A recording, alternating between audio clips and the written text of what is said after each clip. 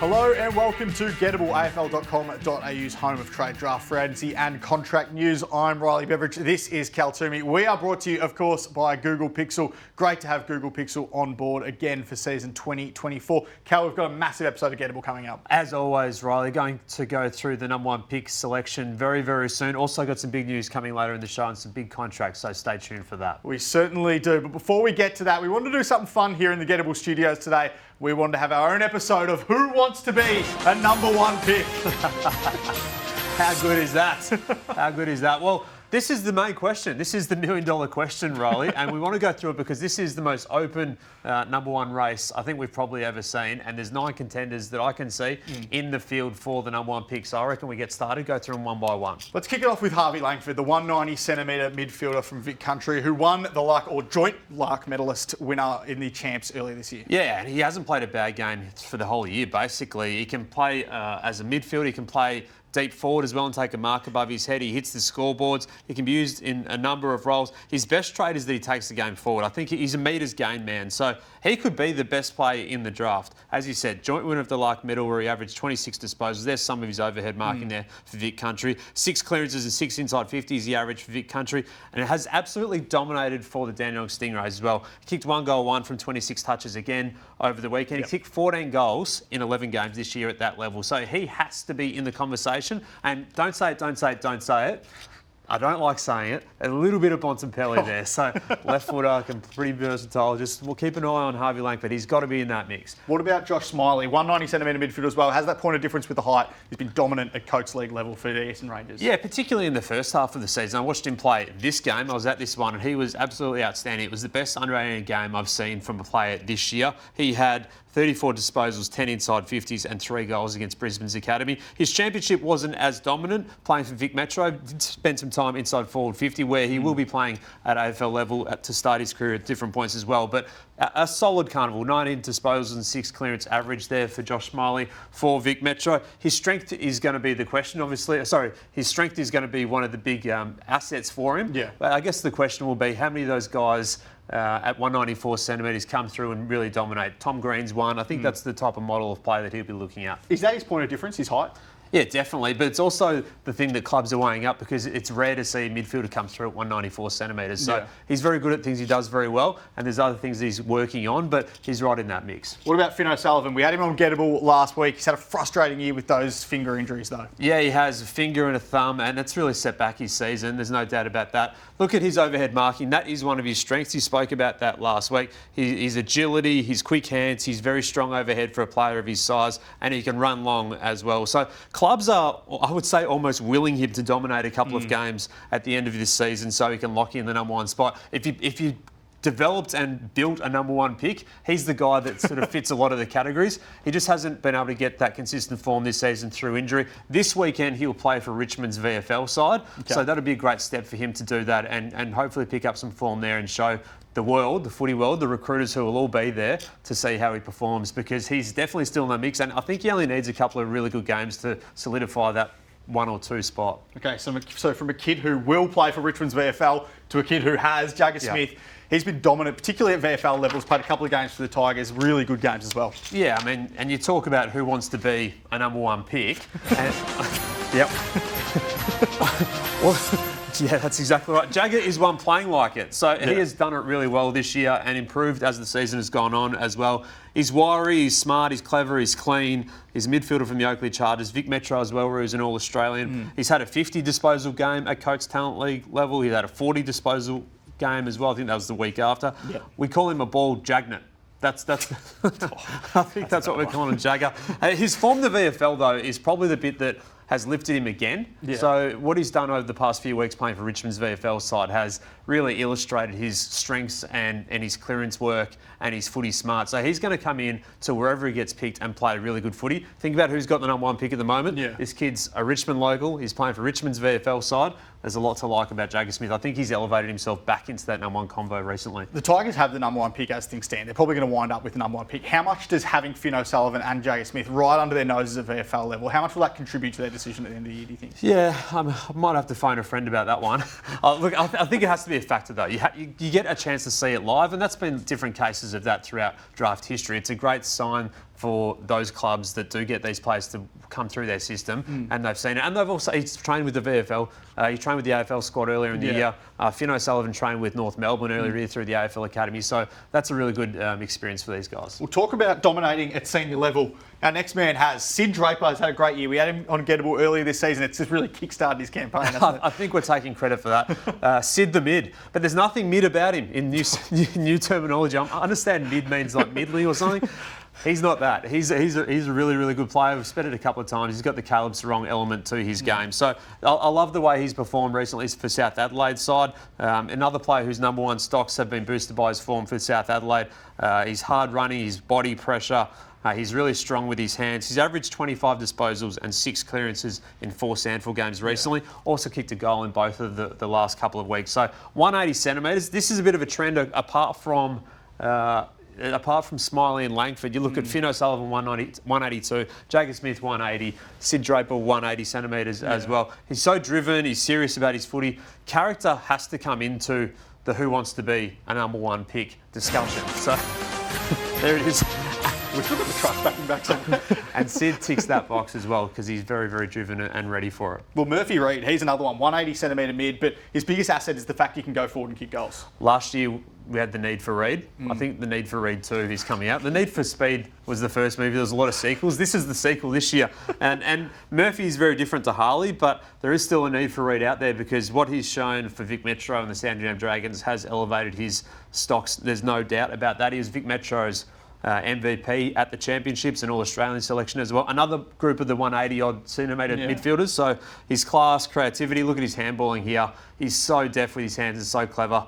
And that was one of the best pieces of play of the championships there that he set up that goal for Levi Ashcroft. So his vision, goal kicking, handballing all stand out. There are definitely clubs who have him in that number one conversation. What about Luke Traynor? Is he the best key position player in this year's draft pool?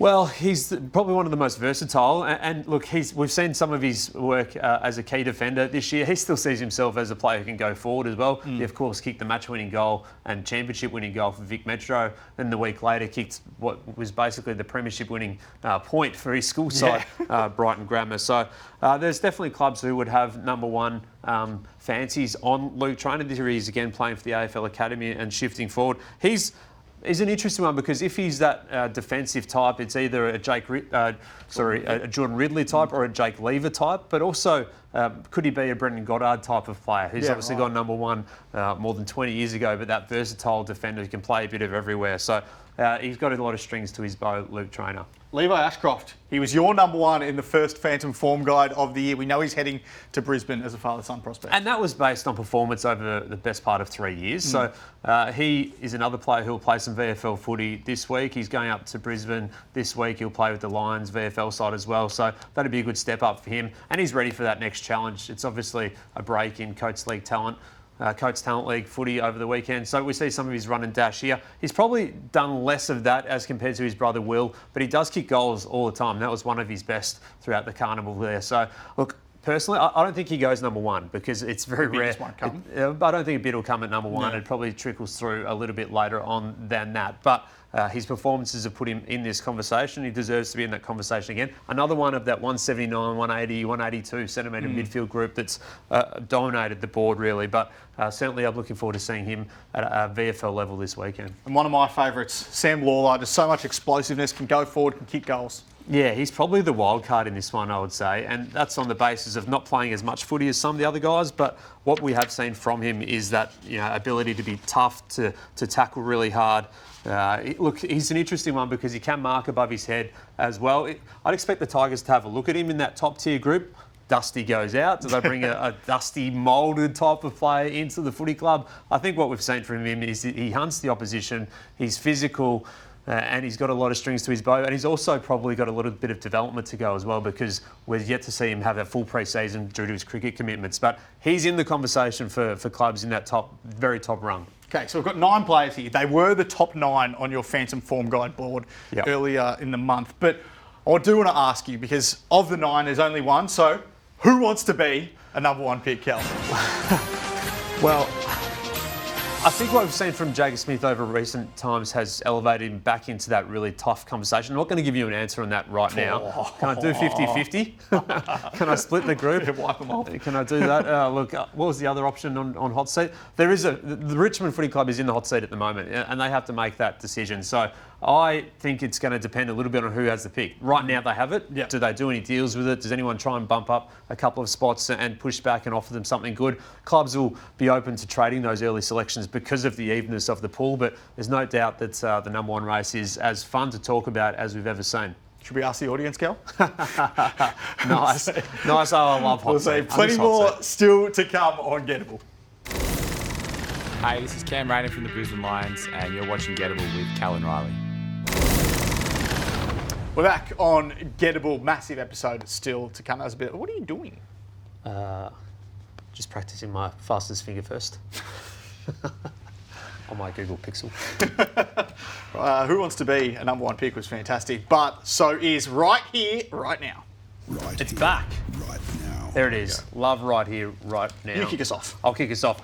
Right here, right now, Isaac Rankin is closing in on a contract extension at the Crows. Rankin is not out of contract until the end of 2025 when the 3-year deal he signed when he joined Adelaide is due to expire. But his time off the park more recently with injury in the last few weeks has seen extension talks ramp up, and he's set to very soon add more years to his career at the Crows. So being a jet recruit for the club and so crucial to them, not just this year when he's played. I mean, how important is he? He's potentially their most important players, and you give him the spark and energy he brings to their forward line and midfield, but set to be at the Crows for longer than just next year. So a great sign there for the Crows and a great addition coming. Certainly is. Great signing for Adelaide. All right, right here, right now, a key defender is about to get taken off the free agency board. So we've spoken a lot about Jack Henry at Geelong throughout the course of the year, a free agent. We've been wondering why it's taken so long. You spoke a couple of weeks ago about some consternation around whether it was going to be a 4-year or 5-year deal. That's getting closer now. So he'll stay at Geelong long term, you'd have to think. And it's a good signing for them as well, given that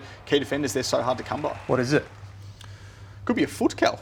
Could be a foot. Could be a foot. A 4'5". A 4'5" deal, it could very much be. Well, I hope so. I'd love another one of those to come in. Right here, right now, St Kilda is about to wipe off one of its best young players from the out-of-contract list and get another signing, because Cooper Sharman is set to add more years to his deal at the St Kilda Footy Club. Been out of contract, but is on the verge of a new deal at the club. Likely 2 or 3 more years, so multi-year deal coming.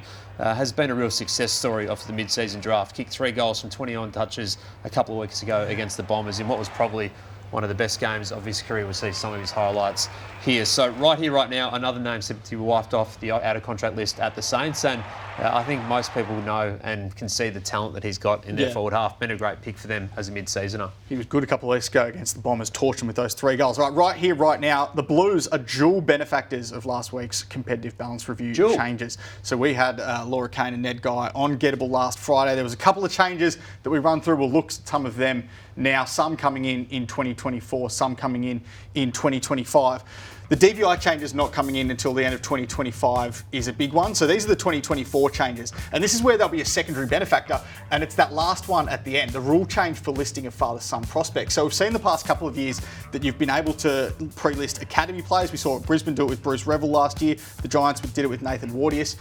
Lucas Campriali at the moment, there's some talk around whether or not he'll slip through the draft. If that does become the case, Carlton will be able to pre-list him as a father-son rookie. So we know they'll be able to bring in Ben through the DVI changes coming in next year. They completed all of those changes. If a bid comes in that 20 to 30 to 40 region, you'd have to think, which is where it stands at the moment, they'll be able to match a bid on him with the picks they brought into the club last year. That's the benefit of the DVI changes coming in at the end of 2025. But the pre-listing of father-son academy players, of father-sons as rookies, could be helpful in getting Lucas through the doors as well. And what about the 2025 changes as well? Because obviously the big one is the fact that there's a future trading coming in next year too. I mean, this was a surprise to me. I said this last week in the company of Laura and Ned as well, not just when they're absent from the desk. So we look at here, the DVI will change next year. It'll be harder to get multiple players to come through. The 20% points discount will go down to 10%. And future trading picks extended to 2 years. I think most clubs absolutely, well, I know most clubs absolutely expected that to come in this year so that they could trade 25 and 26 picks. In the end, they're going to have to wait an extra year for that. I there's a little bit of, my sense of that is a little bit of hold and wait and see if so clubs can get absolutely prepped. So the AFL has been reluctant to bring in future trading 2 years in advance for a long time now. Clubs have been pushing. They've been reluctant to do it, basically to save clubs from themselves in some respects. So I think giving them the extra year to get ready and prep for that is probably more of the thinking there. And of course, 2026 is when we'll see mid-season trading of live picks. So that'll be back as well.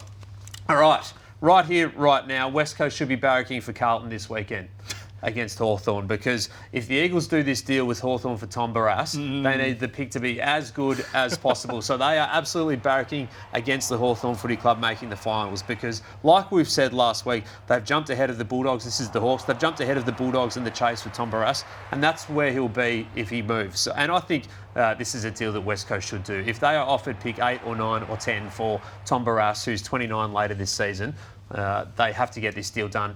Top 10 picks are like gold for a footy club that hasn't had too many of them recently. They've had to split an early pick to get 2 early selections. They had the Harley selection last year, which is obviously gold in itself. But I think this is at a point where Barrass is 29, he wants to go. I'd just do the deal, and I'd be barracking so hard for Hawthorn to finish as low as possible so they hand over that first pick and make it happen. Also, just on this one, right here, right now, there's a key defender the Eagles have some interest in as well, and this could be a bit of pre-planning as well if Tom Barrass leaves. Harry Edwards, we've spoken about last week, revealed last week, there's interest in him as well, nationwide, as well as the Eagles trying to negotiate. But I'm just keeping an eye on Tom Cleary at Port Adelaide. Okay. So he's a veteran who has another year to run at his deal at the Power, but like last year, is looking for opportunities at a new home. He's played 1 game in the past 2 seasons for the Eagles. He's 30. I think he's been looked at as an option potentially for the Eagles as well. So just keep an eye on that one. He could potentially step in and play a role for them and comes at a very bargain basement price. I like it from you, Cal. All right, right here, right now, clubs are taking rucks off the merry-go-round before it even begins. So we know it's thin, Cal. We know the ruck merry-go-round is thin this year. It's getting skinnier. And that's because I think clubs realise that there's not many rucks on the board. So even if you've got a depth option, whereas in years gone by, they might have moved on these players thinking they could bring someone else in because there's no one on it. They're signing up these guys. So I can tell you today that in the last couple of weeks, Oscar Steen's been offered a 1-year deal to continue on at Collingwood. They're in the final stages of negotiations there. Liam Reedy signed a 1-year deal at Fremantle. Both of those players had interest from the competition but have opted to stay at their clubs. They haven't played a game at their clubs and they're opting to stay. And we're seeing this across the competition. So Hudson O'Keefe at Carlton signed a 2-year deal earlier this year, hasn't played a game. Nick Madden signed a 2-year deal at the Giants, hasn't played a game. Vigo Vicentini at Essendon hasn't played a game. Harry Barnett at West Coast only played a couple of games but re-signed. Ned Moyle's in a bit of a different bracket, as is Samson Ryan, because they've played some footy. But they've signed long-term at their clubs, even though they're not the number 1 ruck as things stand. So the ruck merry-go-round is getting thinner, Cal.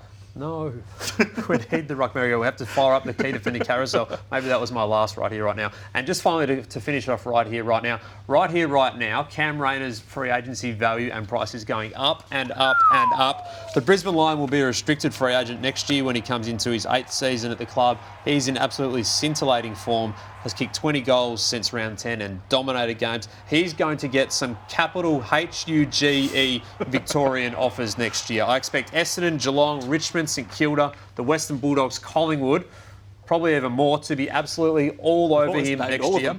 Nearly did. There's a few that I wouldn't say have the cash to be in the discussion, but he's got previous contract extensions done early. There's no way he'd be signing this free agency deal right now or early because his value's only going up. And yeah, he is in the form of his life. Always been one of my favourites, Cam. He's been fantastic over the last few weeks. Absolutely fantastic. All right, that was right here, right now, Cal. That was good. The 2025 pool is looking interesting, though, free agents-wise. So we'll wait and see if anyone else does sign. But I just don't see why Rayner would. Yeah, I don't think so either. All right, from one of our favourite segments to another, this is Askable. Askable is, of course, brought to you by Google Pixel. On the Google Pixel with the magic eraser, you can make distractions disappear as we are there. So, Cal, if you could magically erase Richmond's draft hand, what changes are you making? Yeah, if I was starting again, I'd like number 1 pick as well. But this is the discussion, isn't it? And it's one we've spoken about a lot on the show over the past few weeks. Like, do they take the plunge now or do they do it gradually? I don't think you're ever going to get better value for Shea Bolton and also Daniel Rioli than you were going to get this year, because the clubs who want them are hungry and they have picks that line up probably better than what the players are going to be worth, despite the contract status of both of them. So for me, I know it's brave, I know it's tough, I know it probably puts a footy club in a bit of a hole for a couple more years. They're last anyway with these guys. So I'd be doing the deals, and there's a fan base that's probably pretty accepting of whatever decision comes their way as well, because of the success more recently. So Dustin Martin made the right call. We've been saying for weeks to cool your jets on this one of him going to the Suns. It's obviously been out there for years and years, but pretty clear recently that others... You've been strong on that for a long time. Yeah, I just don't think it made sense for anyone. Liam Baker, he's off. It's just a matter of which club for me. Again, as Gettable watchers would know, Fremantle, I've been saying all the way through, has been right through this and right in it. So they have the picks to get something done. I'd do the trades and get the deals done, and I think... then you can really back in your recruiters to take 5 or 6 really early selections and do it well. Just on the who wants to be number one pick, I think Harvey Langford, just backing over that one. Harvey Langford for me is the one I'm just keeping a really tight eye on in the last block of the season. Just on the Tigers, it is interesting. So if Dustin Martin and Dylan Grimes, if they both retire at the end of the year, Liam Baker, Daniel Rioli, Shea Bolton, Jack Graham all have interest around the competition. That's 6 premiership players and 15 premierships worth of experience. 6 All-Australian Blazers, 3 BNFs in there. It's a lot of experience walking out the door. Jack Graham's got a 4-year deal on the table from West Coast. I don't think that's anywhere near over the line yet. I think it's still right up in the air whether or not Jack Graham opts to take up that offer. But it lasts anyway, though. Yeah, it's just a lot of... You get it, Tasmania looms large. Get in earlier. It's coming. It's coming. Tasmania's coming, and the rules are going to be even harder. All right, if you've got askable questions for us, get in touch on our Instagram at Gettable. James wants to know, what's happening with Jai Caldwell's contract? Well, pound for pound, Jai Caldwell is nearly the best out-of-contract player in the comp. There's not many better than him at the moment. Obviously, free agency status helps some of the other players who will get offers in that range. Maybe Bailey Smith as well in terms of the best players. Jai has got to be nearly the best out-of-contract player in it. He will stay. It will be 4 years, but there's no doubt it has dragged out. Just on the Bombers, I'd expect Matt Guelphy deal to get done soon. Todd Goldstein, I think, probably open to going around again for a second year at the Bombers. And Nick Bryan played really well on the weekend. So every club needs 3 rucks on their list. And if Goldstein left, the Bombers would just be going chasing someone else on the ruck merry-go-round as well to fill that role. He did replace Andrew Phillips. Let's not forget that. That's what his role has been. Ben Hobbs is an interesting one for me at the Bombers. He's contracted. Gotten to a point now where if a club comes to Essendon and wants to grab Hobbs, I think he should go. And I think they would probably recognise that as well. I mean, looking from the outside in, he hasn't played. He's been picked, hasn't been picked. A lot of midfielders have been picked ahead of him over the last 10 weeks. He's contracted for next year, but rivals have definitely been watching his VFL games. So I'd be looking at him as a player who is definitely a midfield option. I also had a question, we had this a few weeks, from Jack, who wants to know whether the Bombers would be chasing Liam Ryan. I think he'd be a great addition, but I doubt that happens, mainly by the fact that it would cost them a draft pick, and I don't think they're going to want to use draft capital on that. Carly, stay or go, Tim English? What have I said all year? Stay. Yeah, I mean, I think that's been the feeling all the way through. I've been pretty consistent on this one, that he's likely to stay. I think it would have to take a huge backflip at this point for that to change. Got a 5-year offer on the table in front of the Dogs, 6 years at West Coast. The gap narrowed more recently, but I see the Dogs still in front on that one. They're playing well. He's found strong form. He's settled here. I think he stays. I mean... I saw last week, it had come down to West Coast or the Bulldogs. It's been West Coast or the Bulldogs for Tim English for 5 years. He met West Coast 3 years ago. So that's been his decision since about 2020.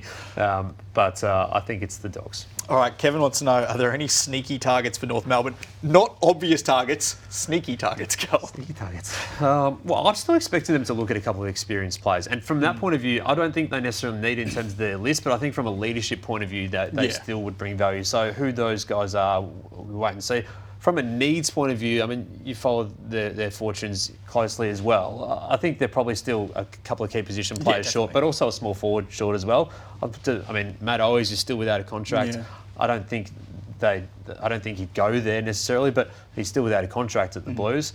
Jacob Constanti, is he one they'd look at? Joe Richards as well. So there's a few ones in the pocket change mix. Yeah, I think key position's certainly their priority going into the off-season, one at either end of the field. Bo wants to know, after the retirements this week, which other veterans do you see going or retiring? Well, Seb Ross is out of contract at the Saints. I think he's been keen to go on. Clubs are aware he's gettable and potentially open for a move. So I think he's one to watch to see if anyone can grab him as an unrestricted free agent. Don't know if that'll continue at the Saints. Todd Goldstein, we spoke about before, open to going around again. No decision as yet. Dyson Heppel going to be tight. He's wanted to play on. He's spoken about that a couple of times. Whether that's affected by being dropped a couple of times more recently as well. Dylan Grimes, you mentioned, he'll retire. We'll expect that given that the back surgery had mid-season. Hopefully he gets the big farewell as well as part of that round 24 game with Dustin Martin. Trav Boak, he's an interesting one for me because he's had a better 2024 than 2023. So could he eke out another season? Yeah. We know he's such a pro. Pendlebury will get the deal done, obviously. Still Sidebottom, still in a bit of limbo, I would say. Zorko, Josh Gablich reported a couple of weeks ago on Inside Trading that he's keen to go on. Has to go on. And nearly Australian this year. Expected to get another deal. He could be their best and fairest winner. Wingard at the Hawks, still a bit of a wait and see. Hawks forward line looks pretty stacked at the moment, but would be cheap. Dion Presti, we spoke about last week. He will go around again on a one-year deal. And Tex Walker, well, it's going to be fascinating. That's a bit of a wait and see, that one, because arguably the reins are ready to be handed over. I don't even think that's arguable. The thrill seeker's been unbelievable the last couple of weeks since coming back into the side. CT, will you be following the under-17s futures games this week? Of course. Follow everything. It's interesting on the 2025 draft crop. So we spoke about the free agency crop before. The 25 draft crop, we actually haven't seen too much of at under 18 level because of the National Carnival that just came through. Only a few bottom majors actually played. Willem Dersma for Vic Country, Dyson Sharp for South Australia, Archie Ludowick for Vic Metro, a couple in the Allies as well. I think we'll get more of a look this weekend. There's an under-17s futures game in Victoria that's being played. One I want to put on the radar, just a little bit of a watch, is on Cooper Duff Tytler. So he's a basketballer who's coming through at a rapid rate of knots recently. He played a couple of games for the Calder Cannons. He's playing for the under-17s game this weekend. This is him a couple of weeks ago in the wet. But 199 centimetres, 200 centimetre prospect, forward ruck, pretty agile. He's a basketball background, so still will have a decision to make. We love a basketball/footy decision, but he's one to keep an eye on as an improving tool. Is that your favourite one, or is it footy or cricket? Sorry? Is that your favourite decision, footy or basketball, or do you more of a footy or cricket man? Peanut butter or jam. Matty, that's final one. Once Snowball gets the Dan Houston deal done.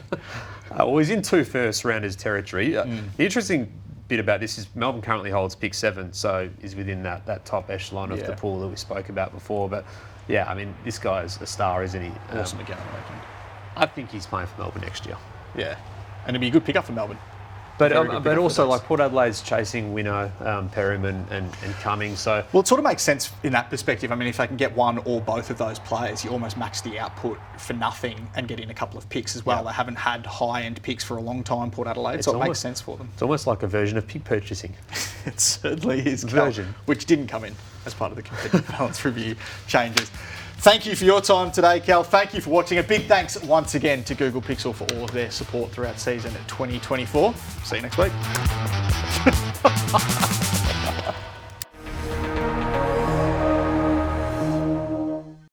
Join Kane Corns and myself, Riley Beveridge, for the Round So Far, where we bring you all of the results and break down the weekend's events. All the biggest winners and losers and what it means for them and the competition. Join us first thing Sunday mornings all season long for the Round So Far.